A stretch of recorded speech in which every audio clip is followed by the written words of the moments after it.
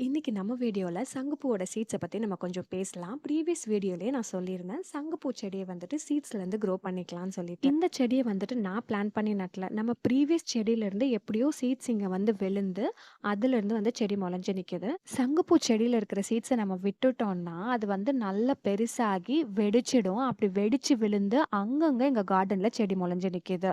இன்டர்நெட்ல ஒரு வீடியோல தான் பார்த்தேன். நம்ம டெய்லி சங்குப்பூவ பறிச்சுட்டே இருந்தா, அடுத்தடுத்து நல்ல பூ பூக்கும்ன்னு சொல்லியிருந்தாங்க. நான் வளர்க்க ஆரம்பிச்சதுலேருந்துமே சரி, எப்பயாச்சும் எனக்கு தேவைப்பட்டா தவிர்த்து நான் செடியிலேருந்து பறிக்க மாட்டேன். அப்படியே அழகுக்கு விட்டுடுவேன். வெள்ளை சங்குப்பூவும் அழகா பூத்திருந்துச்சு. 2 மட்டும் சீட்ஸ்க்காக விட்டுட்டு, 1 ஆசைக்காக பறிச்சுக்கிட்டேன். உங்களுக்கு சீட்ஸ் வந்து அப்கமிங் சீசனுக்கு தேவைப்பட்டாலோ, இல்ல யாருக்காவது கிஃப்ட் பண்ணணும்னு நெனைச்சாலும், நீங்க பூ வந்து பறிக்கக்கூடாது.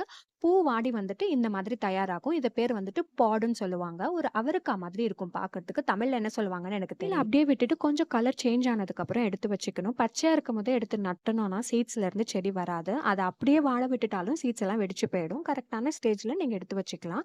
இந்த வெள்ளையா இருக்கிற பகுதிய தான் வானத்த பார்க்குற மாதிரி நட்டணும். அப்பதான் சீட்ஸ்ல இருந்து செடி வரும். ஒரு பாட்லயே உங்களுக்கு 4க்கு மேல சீட்ஸ் கிடைக்கும். ஈஸியா நம்ம க்ரோ பண்ணிக்கலாம்.